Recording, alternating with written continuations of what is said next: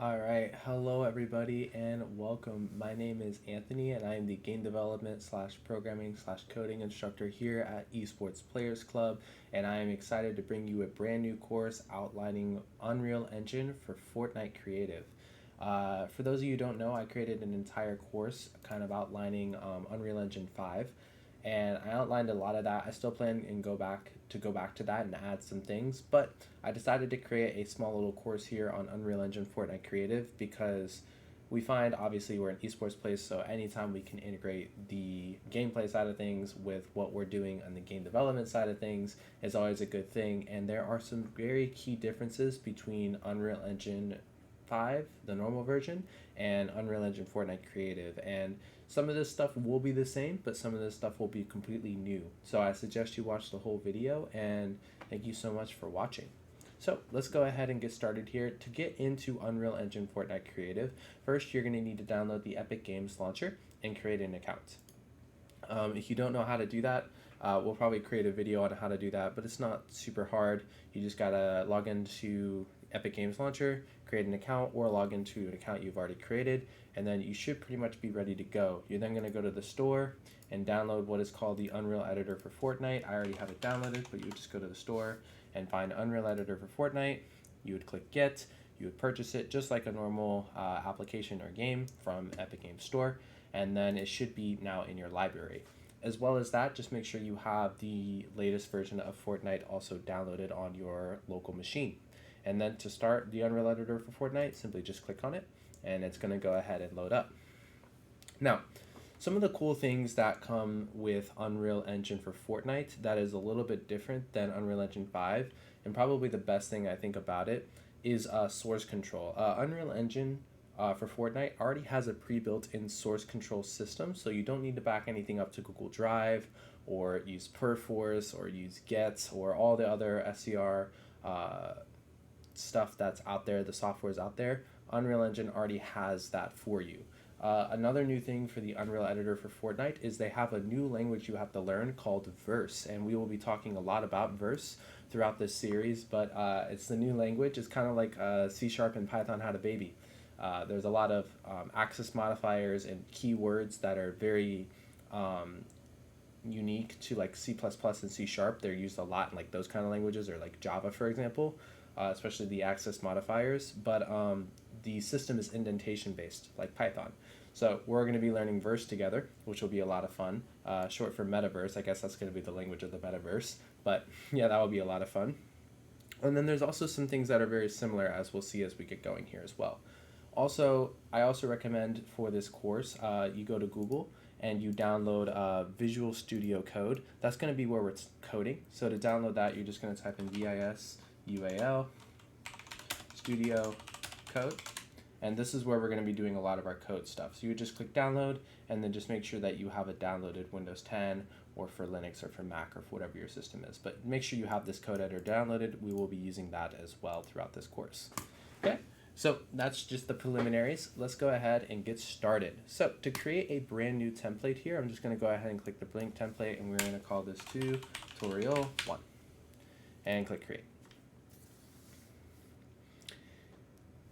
And something like this will pop up on your screen. It's going to go ahead and create the project, and then it's going to open the project. For now, especially in your first time in the engine, I really don't recommend going with the templates. Let's just stick with the blank one for now, because a lot of the templates have already been pre-designed with a whole bunch of custom stuff in it and may be hard to use when you get started. So I really recommend that you use the blank template to get started here.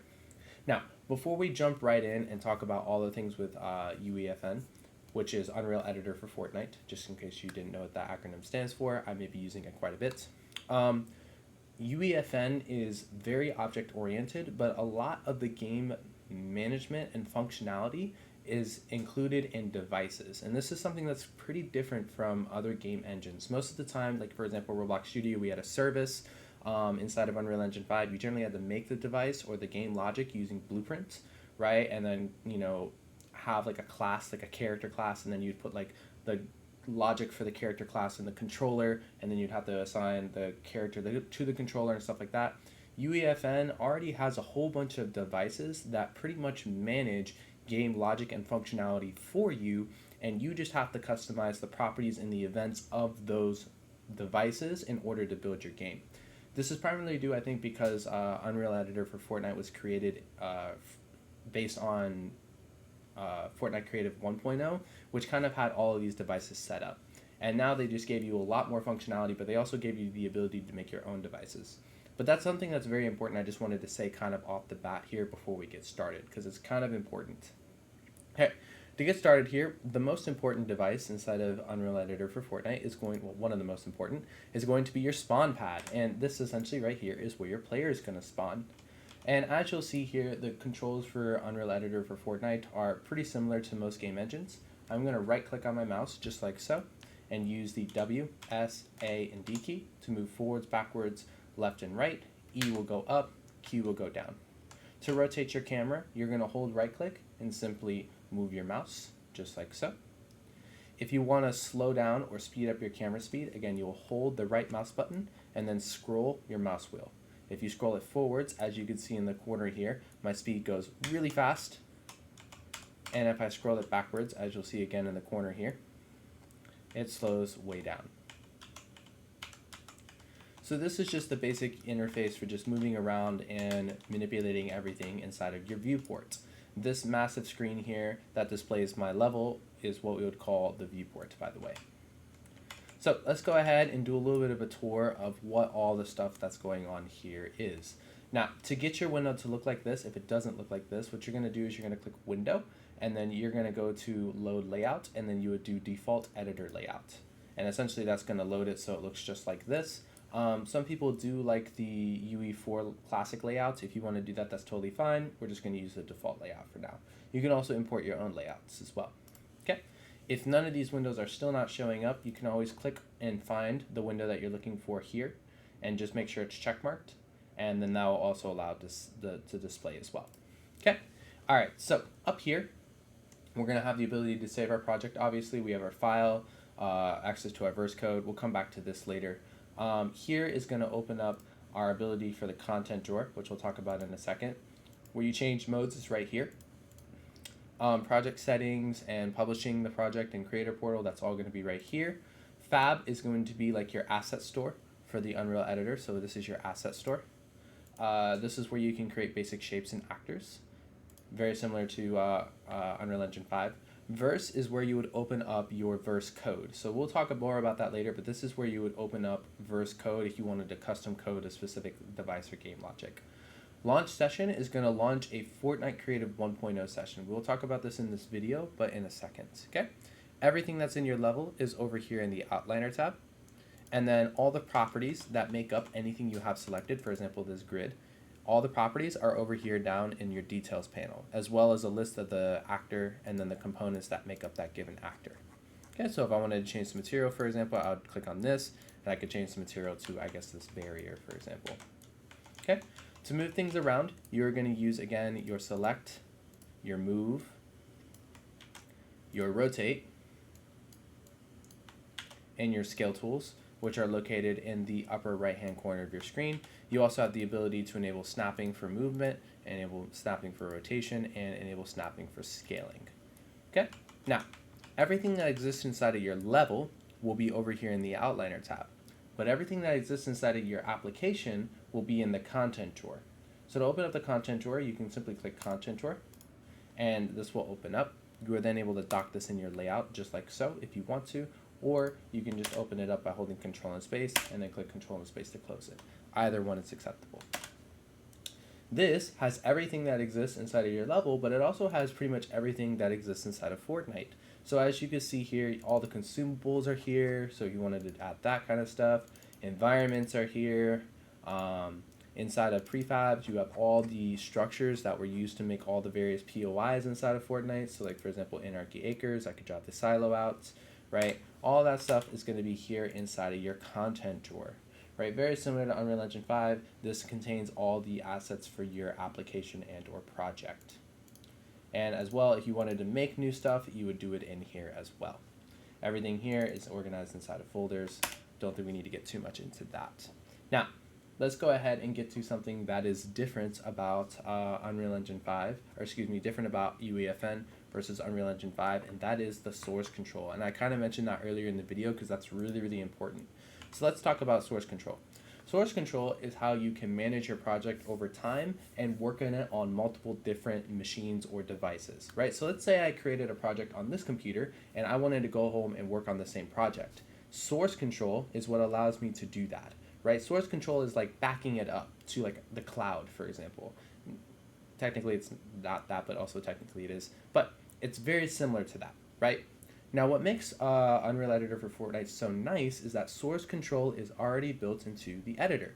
All you have to do is come down here, and as you can see, I already have some source control set up. If I did want to change it from the Unreal Revisions control, this is where I would do it, but you generally don't have to.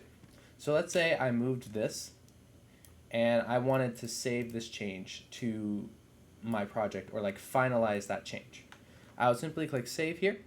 I would save selected.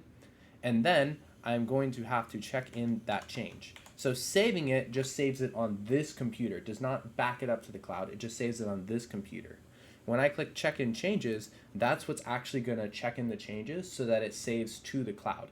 Now, whenever you do this, you want to make sure you describe the change, right? So in this case, I moved grid plane actor and changed its size. And then I would click submit. If you wanted to continue to work with this, you could leave the file checked out. This is something more for if you're working on a team, but for right now, just click submit. And then that's how you save your thing so that way you can work on it on multiple different machines. Now this has been backed up to the cloud, and if I sync a different computer to this project, it will save all my changes. This is also how you work with other people on a project. So like if I'm working on something and I have somebody else working on the same project, this is how you would save it across multiple different machines. Okay? All right. Last thing here is we're just going to talk about this launch session. So to launch your session, you're simply just going to click launch session, and this is going to generate a Fortnite session. Now, one of the really, really, really cool things about Unreal Editor for Fortnite is you can design things inside of Fortnite 1.0, and in real time, they will update to the Unreal Editor for Fortnite. This is something that, honestly, I really have to hand it to you, Epic Games software engineers. It's really, really, really impressive. It's pretty impressive that you were able to pull this off. But what does that mean? That means that if you are a guru inside of Fortnite Creative 1.0, you can take all of those skills and apply them immediately to Fortnite Creative 2.0, which is one of the coolest things that I think I've seen in a while. So as you can see, a new instance of Fortnite is now launching on my local machine, and we'll just give it a second to connect to the session. Now, a couple things are going to happen up here. First off, whenever you create a session, do not close the session. Do not click this until you are all done editing your session, okay? Whenever you make a change in here, like let's say I added landscape and whatnot, sometimes you will not see that change inside of your session, right? So if you want to see that change inside of your session, you'll have to click the push changes button. As you can see, it just popped up here. You would have to push those changes here, okay? So that's where you would push the changes, so that way any change you make here that's really, really big or drastic updates to your session. And then as you can see here, my session is loading up. As you can see, it's starting my game, and then here is my Fortnite session. Where I guess, did this guy not find his walk button? This isn't my accounts. But anyways, this is my Fortnite session. I guess this guy didn't find his walk button, whoever was using this account last. But anyways, as you can see, this is the game here, and then this is the actual session. Now, what's really, really cool is that when I make edits inside of here, and you'll see this in a second. Maybe my keyboard's just not working. There we go. No. No, I don't think he binded anything. Oh my goodness. Wow. I don't know how that happened. All right, there we go. Now I can move around. Okay, so as you can see here, when I make edits here, like let's say I come in here and I grab this mega city tower, right? And I put this 2 and then I place this here. As you'll see, when I go back into my Unreal Editor session by holding Alt and clicking Tab to change windows, it added that here. And again, not only did it add that, but it also added some of the builds as well. As you can see, I have the build here that I accidentally placed, right? But some of the builds are made here, and this is one of the really cool things is I can be inside the editor here, and I can, copy things. Like let's say I want to copy this sign and place this sign here and sign here and sign here, or whatever have you, right? It could be whatever you want. But the idea is that that then applies and is created here. Vice versa, most of the time when I create things here, they are also going to translate into my session. Most of the time. Now, sometimes you'll have to push the changes if it's something bigger, but a lot of the time you'll create something here and it will update into your session. And that's another really, really cool feature that exists inside of this, is that you can do stuff like that, right? So now I'll come back in here. Oh, excuse me, this one I'd have to push the changes. There we go. And then after I push the changes, it will add that, right? So the way this works is generally it will stage and upload, as you can see in the upper left-hand corner there, and then it will add whatever changes you made here, right? And as you can see, it's updating the session. But that's pretty much it here for the basics of the Unreal Editor for Fortnite. In the next video, I'll probably showcase how you can make your very own only up game using the Unreal Editor for Fortnite.